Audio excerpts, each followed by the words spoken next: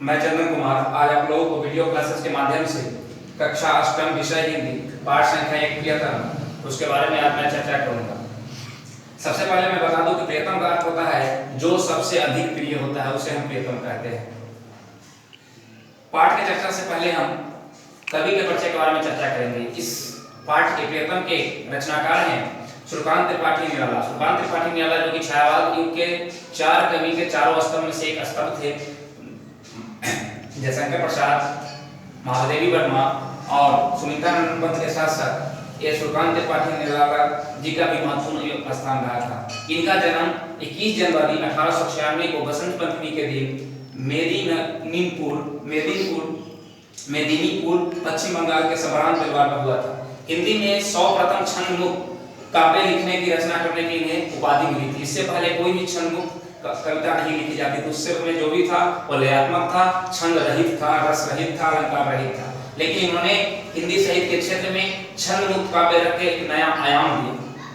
इनके प्रमुख रचनाएं अनामिका, परिमल, गीतिका, अलका, उपसरा, प्रभाती इस प्रकार की इनकी रचनाएं हैं। सबसे इनकी लंबी कविता है राम की शक्ति पूजा, जिसमें इन्होंने उस कविता को हिंदी साहित्य के इतिहास में सबसे लंबी कविता की संज्ञा दी गई है। इसके बाद इनकी एक रचना है सरोज स्मृति। सरोज स्मृति जो इन्होंने अपनी पुत्री के मरने के बाद उससे शोक से व्याकुल होकर उसमें वियोग में अपनी पुत्री के वियोग में उन्होंने सरोज स्मृति की रचना की थी, जिसे हमारे भारत में या हिंदी साहित्य के क्षेत्र में शोक गीत की संज्ञा दी गई है। और निराला और महादेवी वर्मा के बीच में दोनों में भाई बहन का संबंध था। कहा जाता है कि निराला महादेवी वर्मा को इतना पसंद करती थी एक भाई बहन के रूप में कि एक बार रक्षाबंधन के त्योहार था और इनके पास रुपया नहीं था, तो ये क्या करते हैं कि अपने घर से रिक्शा पर बैठ के जाते हैं महादेवी वर्मा के यहाँ और महादेवी वर्मा के पास जाते हैं, लेकिन इनके पास रिक्शा के किराया भी नहीं रहता है। तो महादेवी वर्मा से 15 रुपया उधार यानी कि कर्ज लेते हैं और उसमें से 11 रुपया और राखी बनवाने के स्वरूप अपने महादेवी वर्मा जो जिनको बहन मानते थे उनको दिया और 4 रुपया रिक्शा का शुल्क दिया। इस तरह से कहा जा सकता है कि निराला में वो भक्ति भाव था जो कि सभी में नहीं है। सभी कवि जब भी कोई शोक गीत लिखते हैं वियोग में तो अपने प्रेमिका के वियोग में लिखते हैं, अपनी पत्नी के वियोग में लिखते हैं या अपने सबसे प्रिय व्यक्ति के रूप में लिखते हैं। लेकिन निराला ने काव्य के क्षेत्र में और हिंदी साहित्य के क्षेत्र में एक नया मोड़ लाया, एक नया आयाम के तहत इन्होंने अपनी पुत्री के शोक में अपने पुत्री के वियोग में सरोज स्मृति की रचना की थी। उनकी और भी कई प्रमुख रचनाएं हैं जैसे कि तोड़ती पत्थर, लीली चतुरी चमार, ये सब इनकी प्रसिद्ध रचनाओं में से एक है। ये समकालीन युग के कवि थे। इनके समकालीन कवि थे सुनीता नंदन पंत, महादेवी वर्मा और जयशंकर प्रसाद। ये सब इनके छायावाद युग के समकालीन कवि थे। छायावाद युग के बारे में कहा जाता है यह युग 1920 से लेकर 1936 तक का युग को छायावाद के युग की संज्ञा दी गई है आचार्य रामचंद्र शुक्ल के अनुसार। आज इनका स्वर्गवास 15 अक्टूबर 1961 को हो गया और ये परलोक को सुधार दिया। उनकी कई रचना में से ये भी महत्वपूर्ण रचना है प्रियतम, जिसके बारे में मैं अभी बताने जा रहा हूँ। एक दिन की बात थी कि नारद जी स्वर्ग लोक में पहुंचते हैं और वहां पे जाके पूछते हैं, स्वर्ग लोक में जाते हैं और विष्णु जी के पास पहुंचते हैं और पूछते हैं कि हमें ये बताइए कि मृत्यु लोक में सबसे अधिक प्रिय भक्त आपका कौन है। तो विष्णु जी बताते हैं कि मेरा सबसे प्रिय भक्त मृत्यु लोक में किसान है, जो कि काम करने के साथ साथ मेरा कई बार भक्ति भावना से मेरा नाम लेता है। कितना भी उसके पास जिम्मेवारी है फिर जिम्मेवारी के रहते हुए भी मेरा कई बार नाम लेता है। नारद जी मेरा बात सुनकर काफी आश्चर्य हुए। उन्होंने कहा कि नहीं, मैं नहीं मान सकता हूँ कि वो काम करते हुए मैं आपको सबसे नाम लेता हूँ। तो फिर विष्णु जी ने कहा कि ठीक है, आप क्या करना चाहते हैं। तो विष्णु जी को किसान ने कहा तब तो मैं तभी समझूंगा कि वो आपका प्रियतम मित्र है जब मुझे आप परीक्षा लेने के लिए एक बार मैं किसान के घर जाना चाहता हूँ। तो विष्णु जी ने हामी भर दिया, उन्होंने स्वीकार किया। फिर विष्णु जी कहा कि ठीक है, सज्जन किसान जो मुझे सबसे प्राणप्रिय है, वो मेरा प्यारा है, तुम उनके यहाँ जा सकते हो।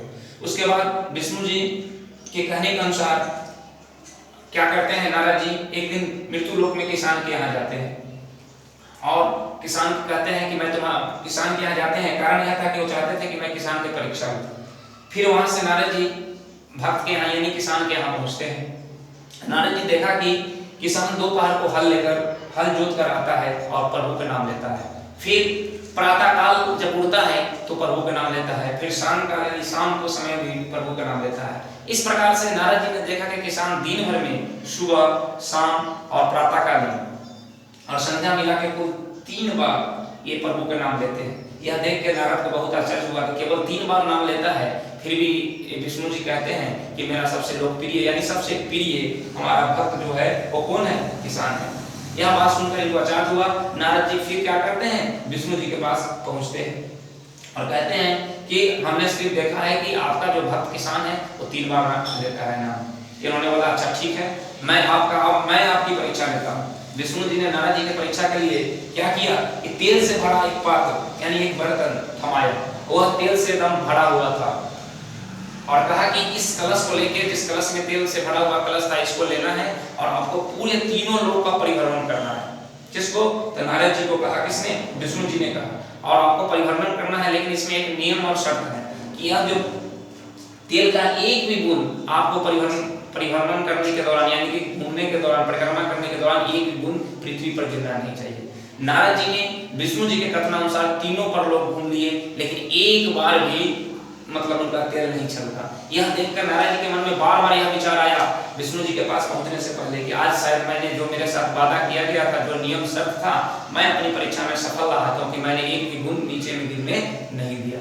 और वो कहीं न कहीं नारद जी काफी अतोत्साहित थे, उनको बहुत खुशी मिल रही थी कि मैंने अपनी परीक्षा कहीं न कहीं किसी न किसी रूप में पास कर गया, सफल कर गया। फिर वो क्या करते हैं, तीनों लोग की परिक्रमा लगाते हैं और परिक्रमा करने के बाद विष्णु जी के पास पहुंचते हैं। और विष्णु जी के पास पहुंचने के बाद जाते हैं और उसके बाद विष्णु जी उनसे पहला सवाल करते हैं, क्या आपने तीनों लोक का परिक्रमा कर लिया? तो जवाब देते हैं नारद जी कि हाँ मैंने तीनों लोक का परिक्रमा कर लिया। तो क्या, हाँ विष्णु जी मैंने एक भी बूंद गुरुदेव नहीं गिरने दिया, एक भी गुरुदेव मैंने बूंद तेल का बूंद नहीं गिरने दिया, मैं कहीं न कहीं आपकी परीक्षा में सफल हुआ। फिर विष्णु जी पूछते हैं, तो आप मुझे ये बताओ कि आप जिस समय परिक्रमा कर रहे थे तीनों लोग को, तो आपने मेरा नाम का उच्चारण कई बार किया, कितने बार किया? तो देखने को मिला कि विष्णु जी को नाम एक भी बार उच्चारण नारद जी ने नहीं किया था। तब जाके नारद जी का अहंकार जो था कहीं न कहीं उनको लगा कि कहीं न कहीं मैं अहंकार में मैं खो चुका था अपने अहंकार में कि शायद मैं तीनों लोग का परिक्रमा करने के दौरान मुझसे एक भी बूंद नहीं गिरा, अर्थात हम कहीं न कहीं विष्णु जी के यानी अपने ईश्वर के परीक्षा में हम सफल हैं। लेकिन ऐसा नहीं हुआ। अब देखा गया कि नारद जी तीनों लोग के परिक्रमा के दौरान सिर्फ और सिर्फ एक बात पर उन्होंने ध्यान दिया। वो बात कौन सी थी कि हमारे कलश से यानी हमारे बर्तन जो पात्र है उससे एक भी बूंद नीचे ना गिरी। लेकिन उन्होंने प्रभु के नाम एक बार भी नहीं लिया। यह सुने तो विष्णु जी ने उनको समझाया कि आप हमको ये बताइए कि आपने परिक्रमा करने के दौरान क्या किया कि एक बार भी मेरा नाम नहीं लिया है, अर्थात आपने ईश्वर का नाम नहीं लिया। लेकिन किसान दिन भर काम करते हुए भी दिन भर में 3 बार ईश्वर का नाम लिया। तो आप ये बताओ, आपको यह बात समझ में आई कि नहीं आई कि ईश्वर का सबसे प्रिय भक्त यानी कि मेरा सबसे प्रिय भक्त कौन होना चाहिए, किसको यह उपाधि मिलना चाहिए? अंत में नारद जी का अहंकार चकनाचूर हो जाता है, उनको कहने लज्जित होते हैं, शर्मिंदगी महसूस होती है और उनको लगता है कि सही में किसान के ऊपर कई दायित्व होता है, अपना जीवन यापन करना, समाज की सेवा करना। ऐसे भी किसान को अन्नदाता की संज्ञा दिया है दिनकर में।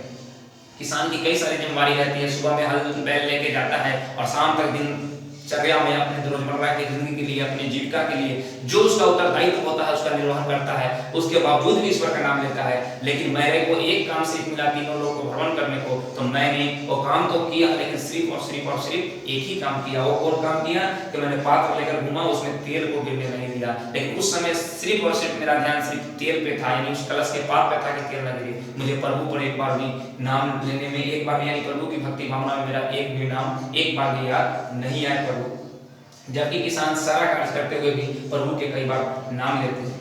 यह जब बात समझ में जब आई नारद को, तो नारद शर्मिंदगी होता है और क्षमा मांगता है नारद जी से और समझ जाता है। और क्षमा के साथ साथ लज्जित भी उसको होना पड़ता है नारद को कहीं न कहीं, और समझ जाते हैं कि सही में इस दुनिया में सबसे आपका प्रियतम भक्त वो अधिकार किसका है, तो किसान को ही। और उनको अहंकार टूट जाता है। इसीलिए कहा गया है कि मानव जीवन में भी किसी व्यक्ति को अहंकार नहीं करना चाहिए कि मैं ही सर्वश्रेष्ठ हूँ, जो मुझसे मैं हूँ। मैं का अर्थ ही होता है अहंकार, मैंने का अर्थ होता है सिर्फ और सिर्फ कि हाँ सारा दुनिया कर सकता है। मैं का अर्थ ही होता है अहंकार। कभी मैं सब किसी भी कार्य में नहीं लाना चाहिए।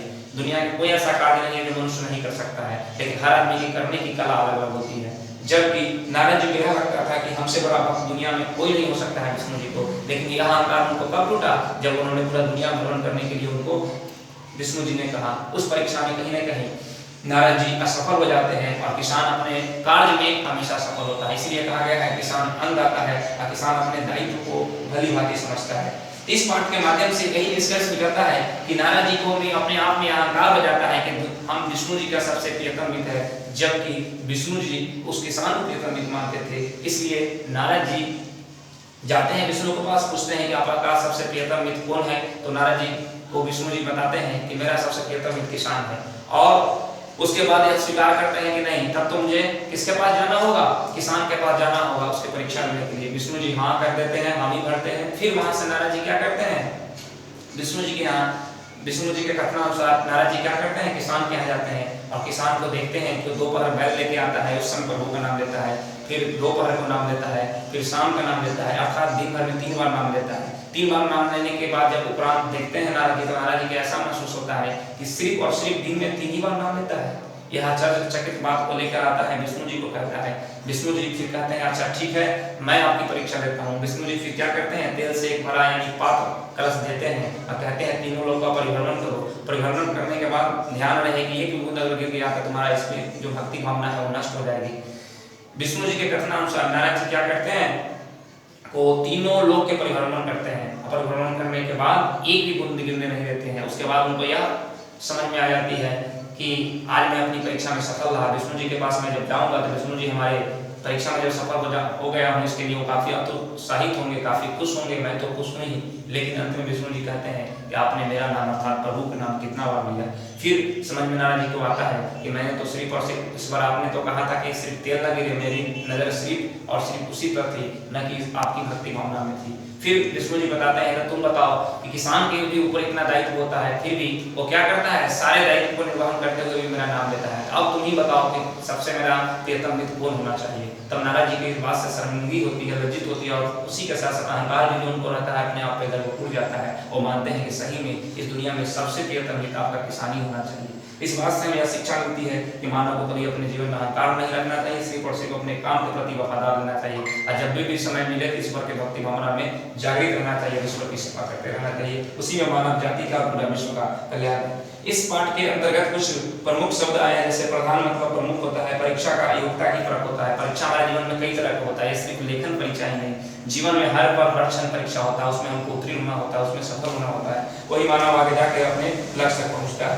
फिर पर्यटन का मतलब भ्रमण करना होता है, उल्लास मतलब प्रशंसा, अवलस मतलब मालूम, और प्रियतम मतलब सबसे अधिक प्रिय, स्मरण मतलब याद करना, लज्जित मतलब शर्मिंदगी।